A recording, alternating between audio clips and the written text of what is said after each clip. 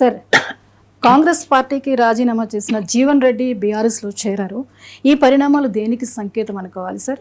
ముందుగా ఒకసారి బయట చూద్దాం సార్.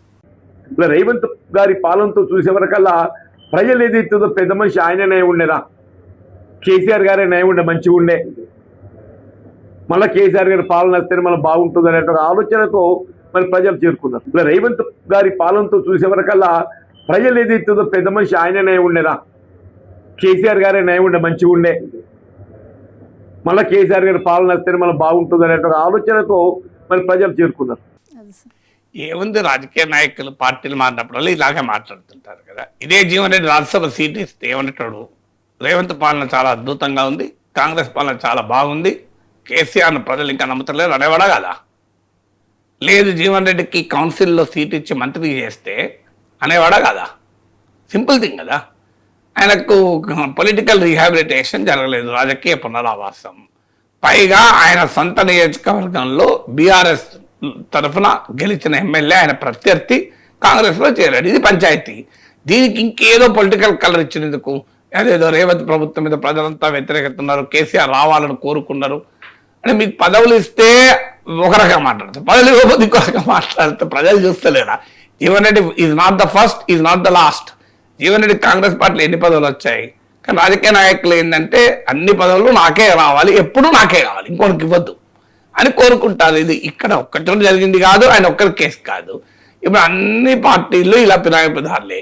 నాకు ఇప్పటికి గుర్తు, నేను ఎమ్మెల్సీగా 2021లో పోటీ చేసినప్పుడు జీవన్ రెడ్డి గారు కాంగ్రెస్ పార్టీ అభ్యర్థి చిన్నారెడ్డికి ప్రచారం చేస్తూ మీడియాలో వచ్చింది, ఈ నాగేశ్వర అనే అతను కేసీఆర్ పెట్టిన క్యాండిడేటు, ఈయన కేసీఆర్ మనిషి అన్నాడు. విచిత్రమైన, నేను ఎక్కడ ఉన్నప్పుడు ఆయననేమో కేసీఆర్ పాలనే బాగుందని ప్రజలు అనుకుంటున్నారని చెప్పి కేసీఆర్ నాయకత్వంలో పనిచేస్తాడు, సంతోషం అవుతామని చెప్పి కేసీఆర్ దగ్గర పోతున్నాడు. ఎల్ రమణ తెలుగుదేశం పార్టీ రాష్ట్ర అధ్యక్షుడిగా ఉండే 10 టీవీలో నేను ఆయన ఇతర అభ్యర్థులు ప్యానల్ డిస్కషన్లు ఉన్నాం.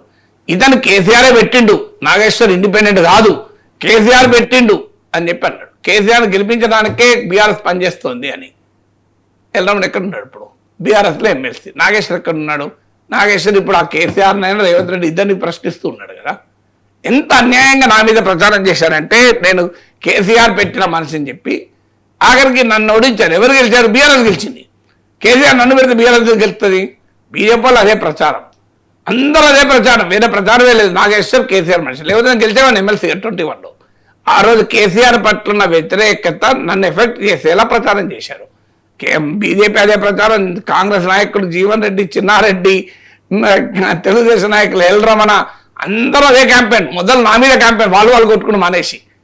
ఎందుకంటే నేను అంతకుముందు 2 సార్లు గెలిచాను ఆ సీట్లో. ఇంత క్యాంపెయిన్ చేసినా కూడా నాకు 58,000 ఓట్లు వచ్చాయి. కాంగ్రెస్ పార్టీ క్యాండిడేట్ 33,000 ఓట్లు వచ్చాయి. జీవన్ రెడ్డి క్యాంపెయిన్ చేసిన చిన్నారెడ్డికి 33,000 ఓట్లు వచ్చాయి. ఎల్ రమణ తెలుగుదేశం పార్టీ రాష్ట్ర అధ్యక్షుడికి పట్టుమని 5,000 ఓట్లు వచ్చాయి. నాకు 58,000 ఓట్లు వచ్చి ఇండిపెండెంట్ పోటీ చేసి. అంటే రాజకీయ నాయకులు ఎట్లుంటారో ప్రజలకు అర్థం కావాలి. అన్ఫార్చునేట్లీ ఆ రోజు నమ్మారు విద్యావంతులకు కూడా వీళ్ళ ప్రచారానికి. ఇలా నాగేశ్వర్ ఎక్కడున్నాడు? కేసీఆర్ దగ్గర, కేసీఆర్ నాయకత్వంలో పనిచేయడానికి సంతోషమవుతోంది. కేసీఆర్ చాలా గొప్ప సీఎం, కేసీఆర్కు నాకు 4.5 దశాబ్దాల ఫ్రెండ్షిప్, కేసీఆర్ పాలన కావాలని తెలంగాణ ప్రజలు కోరుకుంటున్నాను నేనంటా అన్నా. జీవన్ రెడ్డి అన్నాడు, ఎల్ రమణ అన్నారు కదా. మరి వాళ్ళేమో నా మీద కేసీఆర్ మనిషిని ముద్రేసి లాభం నన్ను ఓడించి వాళ్ళు పోయి కేసీఆర్ దగ్గర ఉన్నారు. నేను ప్రజల దగ్గర ఉన్నా కదా.